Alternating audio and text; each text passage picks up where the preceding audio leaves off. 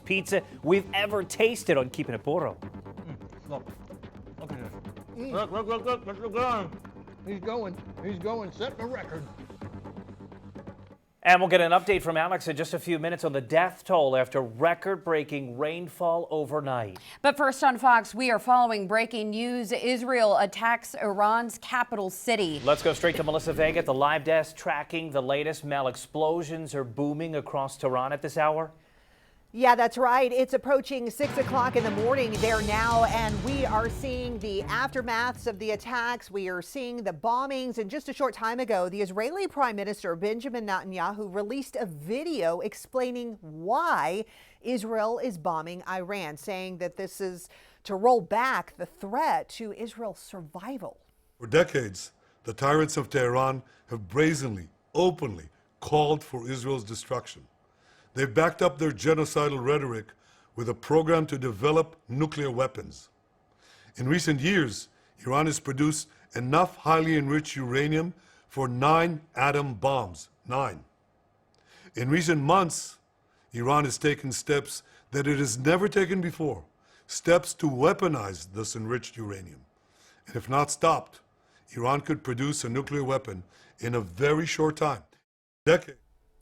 And a short time ago, U.S. Secretary of State Marco Rubio saying in part that the U.S. is not involved in strikes against Iran. And our top priority is protecting American forces in the region, saying, let me be clear, Iran should not target U.S. interest or personnel. And quickly to a live look from Jerusalem, the U.S. ambassador to Israel, Mike Huckabee, saying that he is at the U.S. embassy in Jerusalem, monitoring the situation closely, and they're going to remain there all night long. We, of course, will continue to follow the very latest. The Israeli Prime Minister saying that this operation will continue for as many days as it takes. Ashley? Melissa, thank you. Well, torrential rain and flash flooding turning deadly in San Antonio. 5 people killed and at least 2 people are missing after a massive downpour caused heavy flooding. Right here, you're looking at video from your South Texas Sky dealer Sky Fox along Austin Highway near Salado Creek on the northeast side today.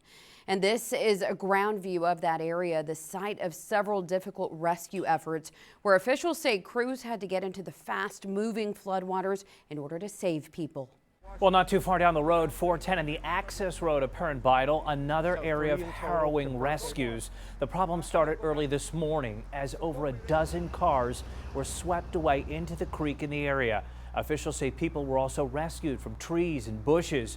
One woman we spoke with tells us over the phone that she was on the phone with her husband as he was on his way to work when his car was swept away, and he's still unaccounted for tonight. You hear the car hitting up against stuff, and then you can hear the phone just water, and that was the last thing I heard.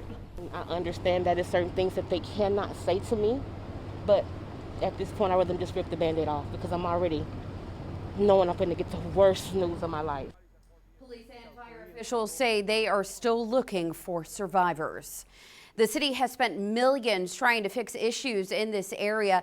It isn't the first time it's seen significant flooding like this. Bexar County spent more than $7 million on this low water crossing from 2017 to 2020. A portion of Perrin Beitel Road was raised and crews shaped the Beitel Creek channel to contain more water during what they call 100-year storms. Despite the project, the water was still too overpowering today. District 10 Councilman Mark White represents the area. We asked what he and other city leaders plan to do to keep something like this from happening again. The city does need to take proactive measures to try to make sure things like this don't happen in the future. And that starts with how we spend our money. He says this issue is likely to come up as council members start discussing next year's budget. Well, tonight the lower level of I-35 through downtown has just remained closed after last night's heavy rain caused the flooding there.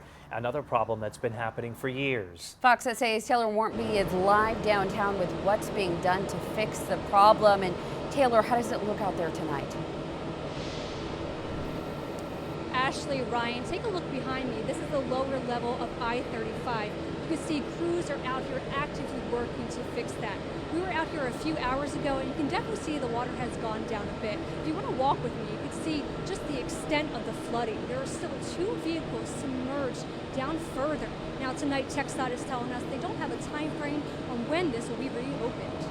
Flash flooding has once again brought chaotic conditions to the lower level of I-35 downtown. Even a San Antonio police officer was caught off guard. Their vehicle submerged as the water rose rapidly before barricades could be set up to close the road. It's a problem area when we get decent rain. It's very sad. It's been happening for so many years. And when I saw the police car submerged, you know, I really wasn't surprised. I'm just glad nobody here in this area got hurt. Charles Fiala, who lives nearby, says he's been waiting for someone to fix the problem. Somebody has to be accountable for this.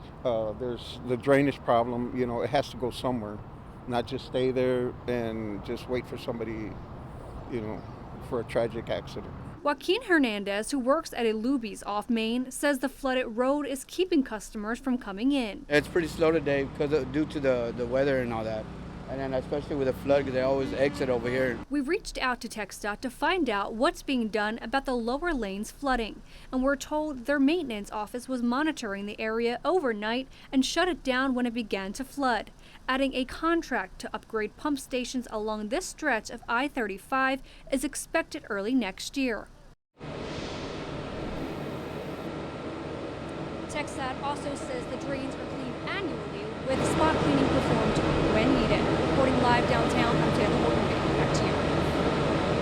All right, Taylor, thank you. Well, fire crews were working all around town today, responding to dozens of calls for water rescues and high water crossings. You could see that car just submerged over on the west side. A firefighter is at the scene of that overturned vehicle. This happening on the access road of Highway 90 and Castroville Road earlier this evening. Also on the west side, police say they caught this car speeding around a barrier before it got stuck in the water along West Military and Commerce. Police say the car was stolen. Right now, they're still working to figure out whatever happened to whoever was inside. We weren't the only ones slammed by severe weather. Wimberley up I-35 saw some twisters.